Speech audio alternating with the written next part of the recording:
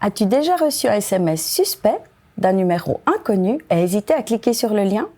Cela s'appelle le smishing. Le smishing est composé de SMS et de phishing. Lorsque les cybercriminels pratiquent le smishing, ils envoient des SMS frauduleux te demandant de cliquer vers un lien malveillant. Leur objectif est de récupérer des données et des comptes en ligne, voire même de prendre le contrôle de ton appareil. Nous voyons ici un SMS de smishing classique.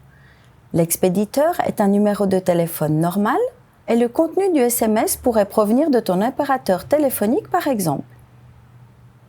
Les cybercriminels essayent de déguiser le SMS le mieux possible, mais certains indices permettent quand même de reconnaître une attaque de smishing.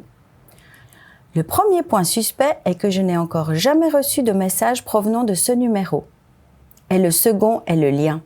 L'adresse ne mène pas à une page officielle de l'opérateur téléphonique, mais à un site web inconnu. Mais que faire lorsque tu reçois un tel message? L'important est de ne jamais cliquer sur le lien, ni de divulguer des données te concernant. Ensuite, supprime le SMS et informe ton entourage d'un tel SMS afin qu'ils ne commettent pas non plus d'erreur. Que se passe-t-il si tu as cliqué sur un tel lien? Il y a un risque que ton appareil soit contrôlé par quelqu'un d'autre et que des données spécifiques soient lues. Et comment peux-tu, en tant que personne affectée, limiter les dégâts? Tout d'abord, il est important de rétablir les paramètres par défaut de ton appareil. Ensuite, de ne pas installer de sauvegarde ou de mise à jour réalisée après la réception du SMS. En outre, nous te recommandons de modifier tes données d'utilisateur ainsi que tes mots de passe, de vérifier tes données d'accès et contrôler ton compte en banque. En cas d'anomalie, n'hésite pas à contacter ton institut bancaire.